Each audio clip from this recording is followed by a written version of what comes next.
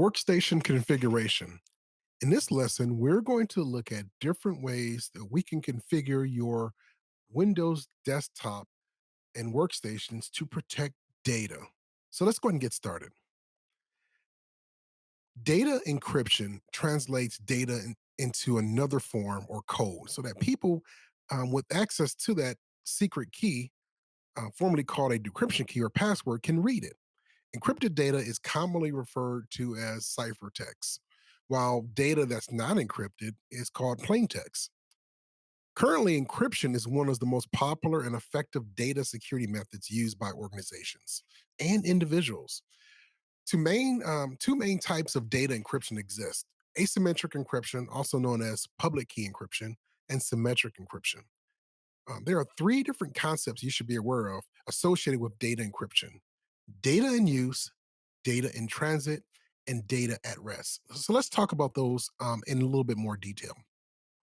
Now, data in use is the concept of data that is in an inconsistent state or currently being used or resident in memory. So if you have an application open and you're running it, memory is serving that application. So that's data that's in use. So most of the time, you don't need to be too concerned with data in memory, since that it's you're using it. It's a normal function of the operating system that's using that data. Now, when data is written to a temporary location, it is considered data that is in use, and it should be encrypted, or not in use and should be encrypted. So data at rest is that it has reached its destination and it's not being accessed or used. So it's resting. So data in rest again refers to stored data. And not, this excludes the data that is moving across the network.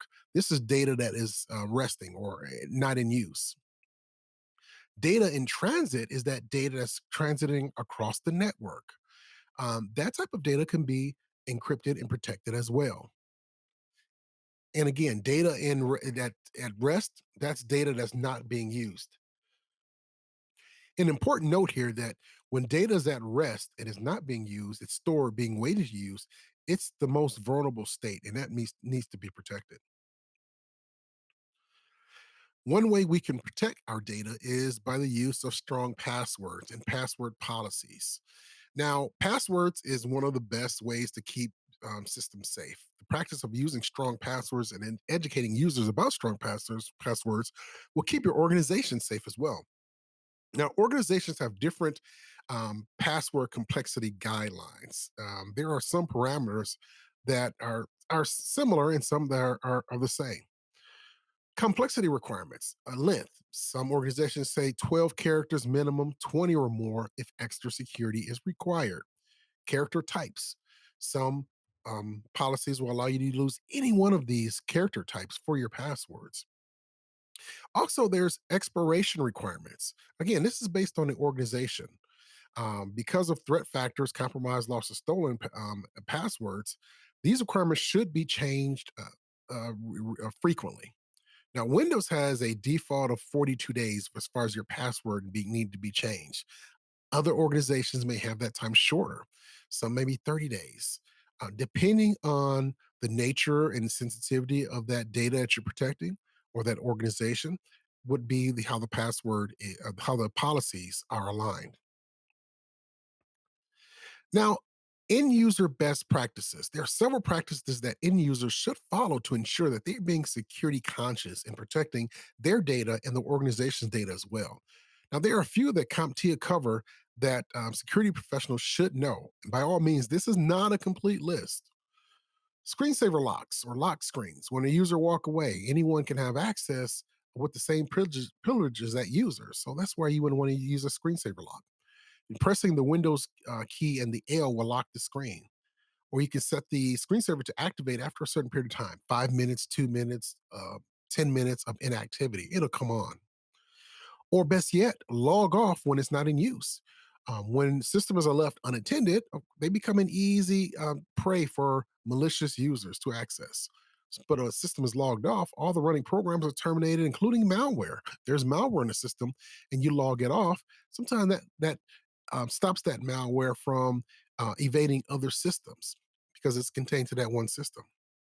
So logging off is one of the basic, most primal ways you can do to protect your system. Auto logouts can be set up by the computer admins if on a network or systems are controlled that way as well. Secure, protect critical hardware. Portable devices contain a lot of sensitive information. Secure your device when it's not in use with locks or secured rooms. You want to make sure your critical hard drives or critical appliances are in a safe location. Portable drive should be secured when not in use, not left out in the open. And also, we as users and administrators and professionals, as well as everyday end users, we need to make sure that we are security conscious to secure personally identifiable information or PII. Employees should be trained to identify and protect PII, controlling sensitive printouts, files. We should use protective screens on the system so people can't look over our shoulder and look at what we're viewing. Also, there's using discretion when viewing sensitive information when others are around. Privacy filters, secure printing. We've covered those in previous lessons, printing to a secure location. Account management, restricting user permissions. Now, we have talked about this in a previous lesson. And what is it called? Principle of least privilege. Give users only what is needed to perform a job duty. Um, Other policies and that administrators may implement or organizations may implement is restrict login times. This is a good way that logins can be set only to work during the times that the employee will be working, which prevents unauthorized access after hours. Disabling the guest account. um, so the guest account grants anonymous access.